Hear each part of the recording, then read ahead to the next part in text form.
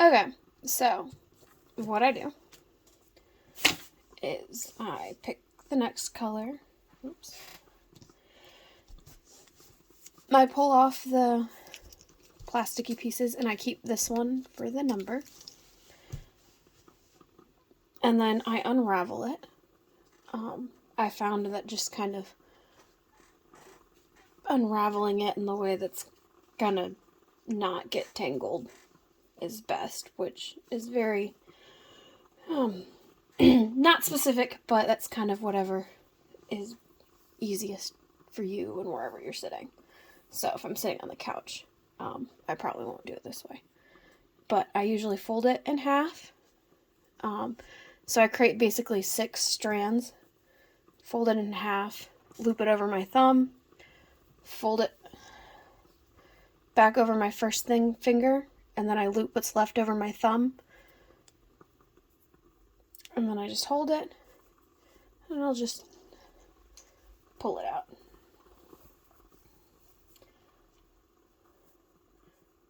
And of course, this is like one of the few times it actually tangles.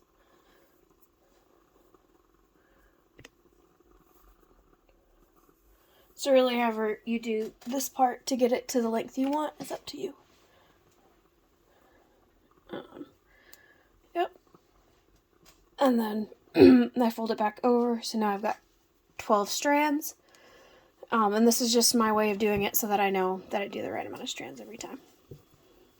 Then I just take it like this, hold it on my finger, and I can let go with the other hand. And find an empty drop. They're not always on a loop already, but this one just is. I'm really particular about like the little space being on the left, which is just a personal pet issue. And then you just loop it in, pull it through. And so these are still all uncut, makes it a lot easier to handle.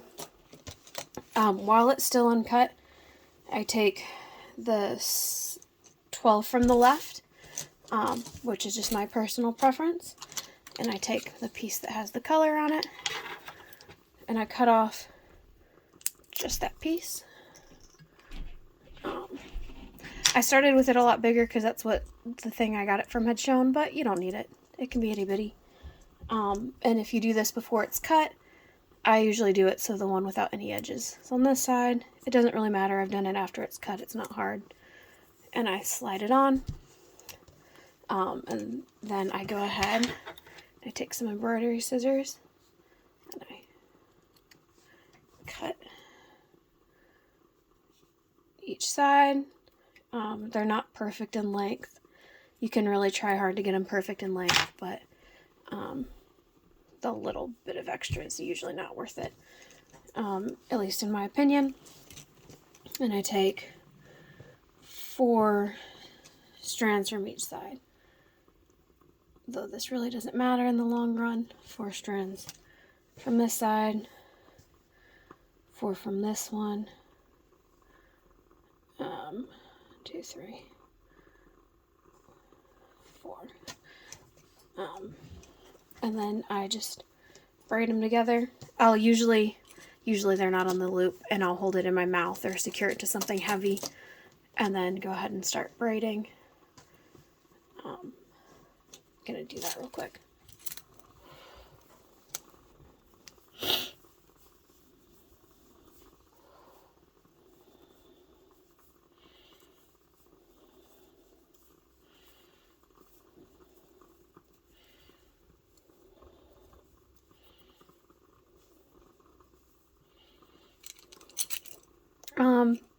Notice it starts kind of loose at the top, gets tighter at the bottom. It doesn't really need to be anything tighter than about that will just kind of, in the long run, make it hard or to pull a strand. And then once you've pulled a couple strands anyway, it won't matter. So then for the tail, I usually just find a longer string, and I make a loop knot, or a slip knot, I think is what it's called. and then I just attach it just to keep it from braiding, and then if it's long, I'll cut it off. I don't really have any issues with this holding it together. Occasionally it'll slide off, which isn't a big deal. I'm always cutting pieces off. But that's it. So then when I go to use this, I'll just pull a string like that. All done.